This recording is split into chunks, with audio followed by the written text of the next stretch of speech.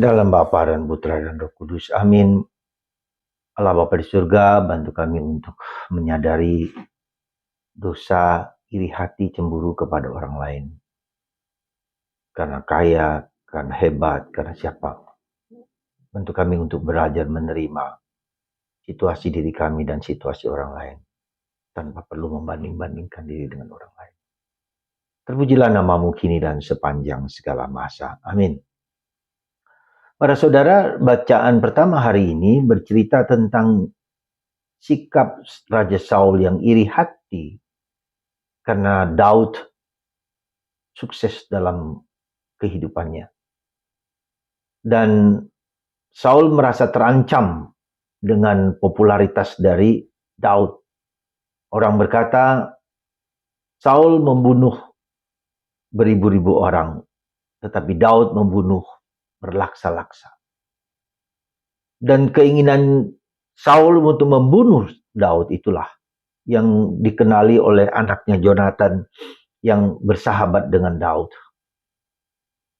Maka Yonatan memberitahu Daud supaya bersembunyi dan jauh dari ancaman bapaknya sendiri.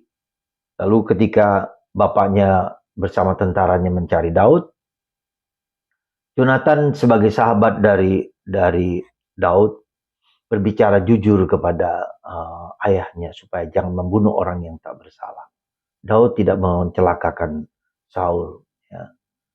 Dan kemudian pembicaraan itu membuat Saul tidak mau membunuh dan menghancurkan Daud.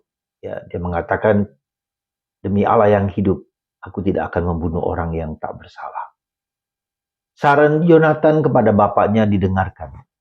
Meskipun nanti kemudian kita bisa melihat besok, kita melihat bahwa Saul ini pribadi yang tidak seimbang, maka dia besok lagi akan terus mencari cara untuk membunuh Daud karena tetap dalam keyakinannya itu tidak membuat dia menjadi seimbang.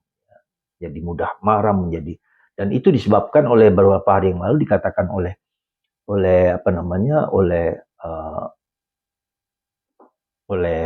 kitab suci bahwa Saul mau membunuh Daud, tetapi Daud kemudian kita lihat besok dia tidak membunuh Saul meski hidupnya Saul berada dalam tangan Daud.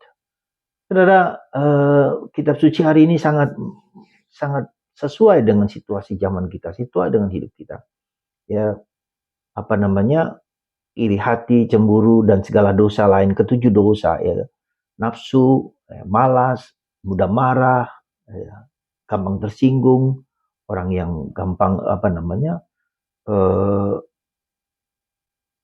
haus kekuasaan dan berbagai macam nafsu misalnya pornografi dan seterusnya. Banyak sekali itu 7 dosa ini yang kerap kali menjatuhkan kita manusia dan menjadi lubang kuasa kegelapan mau menghancurkan kita dengan pikiran-pikiran dan iri hati, cemburu dan seterusnya.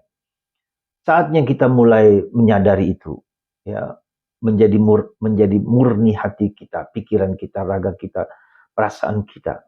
Karena itulah yang Tuhan kehendaki. Kekudusan berarti mulai dari kemurnian hati untuk menerima diri kita apa adanya dan menerima orang lain juga apa adanya.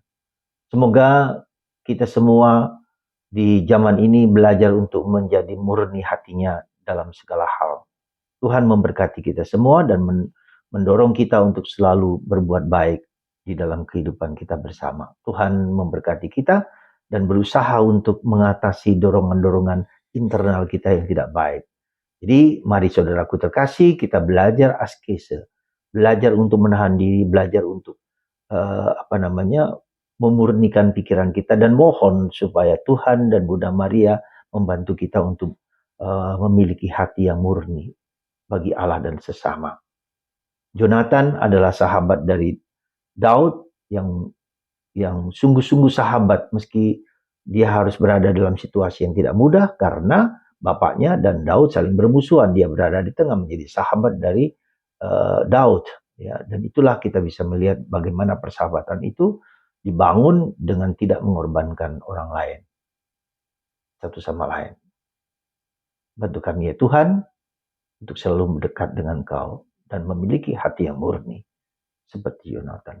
Tuhan memberkati kita semua. Bapa, Putra, dan Roh Kudus. Amin.